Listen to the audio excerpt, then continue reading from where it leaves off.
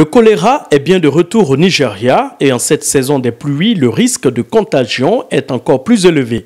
Le choléra, une maladie intestinale épidémique, aujourd'hui bien connue des médecins. Aujourd'hui, nous savons que la maladie est causée par un micro-organisme. C'est une bactérie qui se trouve dans la nature, mais qui à un moment donné devient très dangereuse. Elle fonctionne en empêchant le corps de se réhydrater au niveau du tube digestif. Il est donc nécessaire, en cas d'épidémie, d'éduquer et de sensibiliser les gens sur le fait qu'il y a un agent pathogène invisible dans l'eau qu'ils boivent et qui est à l'origine de la maladie.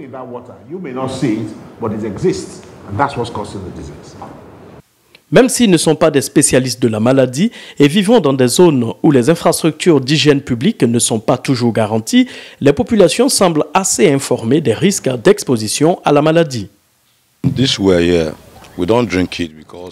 Ce puits-là, nous ne buvons pas l'eau qui en sort, car beaucoup de gens utilisent ce puits sans même le couvrir pour en préserver l'hygiène. Je ne bois pas cette eau, je m'assure que l'eau que je bois est pure, c'est pourquoi je bois plutôt l'eau dans les sachets plastiques et non pas cette eau-là.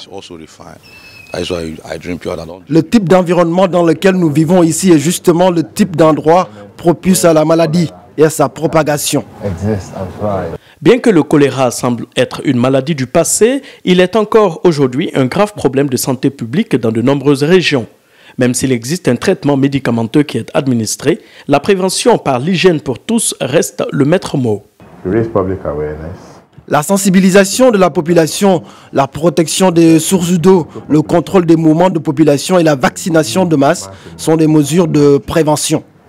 Selon les estimations de l'OMS, il y a chaque année entre 1,5 million et 4 millions de cas de choléra et entre 21 000 et 143 000 décès dus à la maladie dans le monde.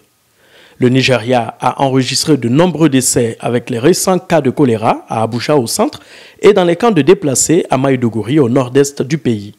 Selon les Nations Unies, 110 millions de Nigérians n'ont pas accès à des installations sanitaires et plus de 70 millions sont privés de l'eau potable.